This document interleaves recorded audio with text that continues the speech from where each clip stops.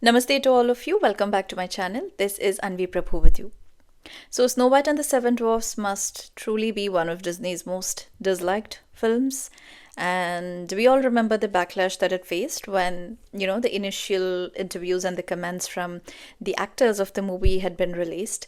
So, hoping to calm the storm down, Disney pushed the release date of this film to 2025, and it only recently released like its first major trailer. And the storm has not calmed down. It's only gotten worse and wilder. And as usual, I had a lot to unpack from it, so here I am chatting away with all of you. Before we delve into the story, though, please make sure that you like, share, and subscribe to my channel, and also press the notification icon so that you don't miss out on any of my videos. Okay, so first things first, making political art is different. Using art for activism is different.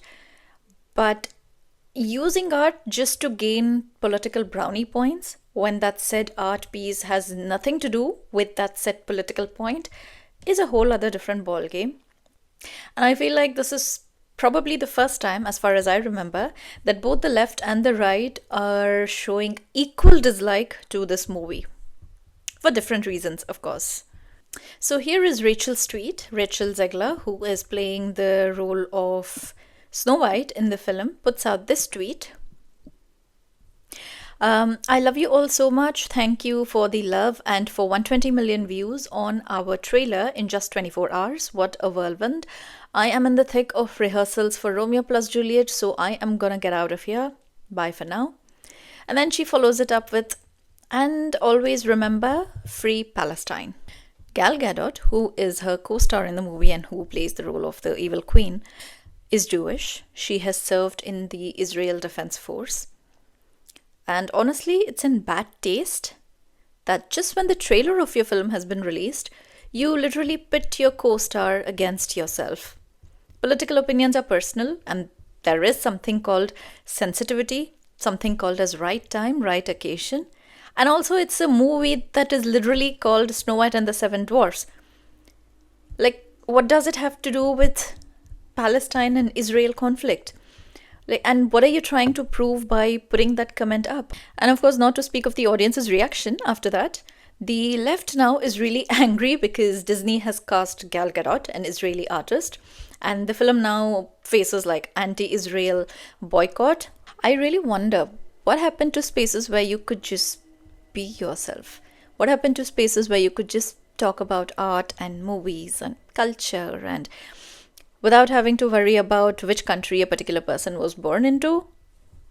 Anyway, moving on now. Coming to the actual trailer itself, the first thing that struck me was the visuals of it.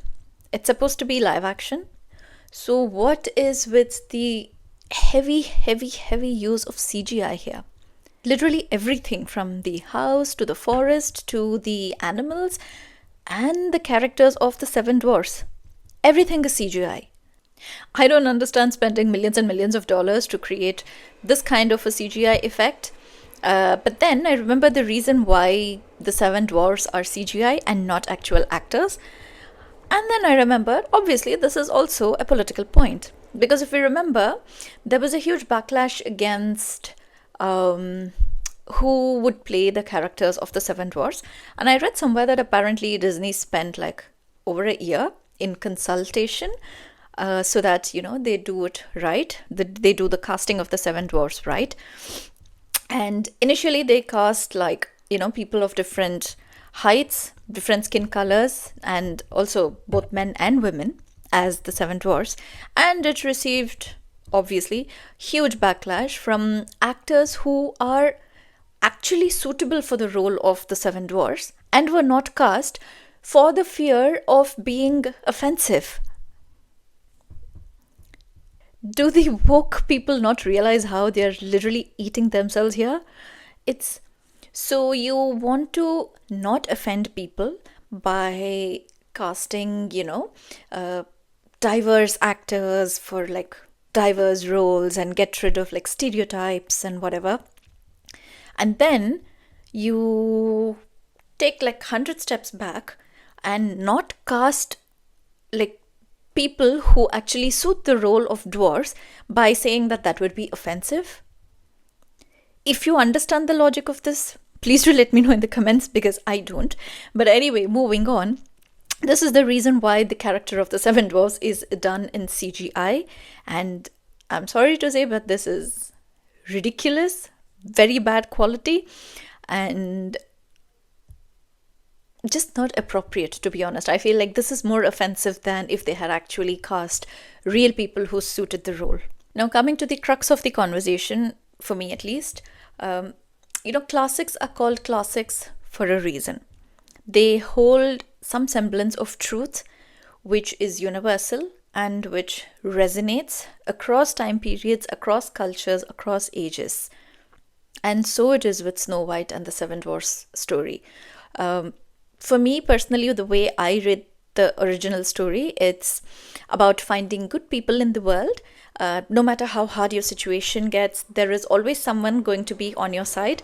You will find your tribe, your soul tribe, and they will always be there for you. And the second message is, of course, the message of love being like the greatest gift of all. Like Snow White is literally saved from death because of love. And I personally feel that it is a wonderful message to give to children and to the young people. I really find nothing offensive in it. And I'm sure that a lot of other people around the world resonate with me and agree with me on that. So when Rachel Zegler made those comments about the prince's behavior being weird and about, Snow White being like a boss woman or whatever, obviously people lashed out at her. What did Disney expect? Like, if you want to project the working woman prototype or like the boss woman prototype, you create your own storyline, you create your own characters, and you make a brand new movie. Why are you meddling with the classics? And as I said, classics are classics for a reason. Let the classics be. I think it's also a great lesson here that the audience are not stupid. We can't take audiences for granted. The audience is really sharp, really sensitive, really knowledgeable, and they're not going to sit back and take anything and everything that the entertainment industry churns out. They're not going to sit back and take every single political agenda and woke agenda that is tried to be forcibly pushed, in literally every film, every series, everything that you take a breath of oxygen in, and it smells of wokeness. That's the state that the world has become in right now. So virtue signaling is not going to work. Which brings me to my next point. So in the original cartoon, there is this lovely scene where Snow White is seen, helping around the house, and she's cleaning around the house, and she's asking the animals of the forest who are there with her to help her and all of that. It's a beautiful gesture from her side as a symbol of gratitude to the Seven Dwarfs who have literally let her stay for free at their house.